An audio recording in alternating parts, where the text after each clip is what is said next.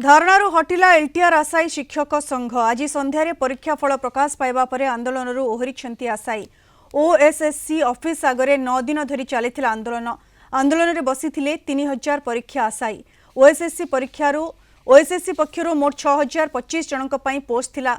गतकाली संस्कृत विभागर परीक्षा फल प्रकाश पाइथिला।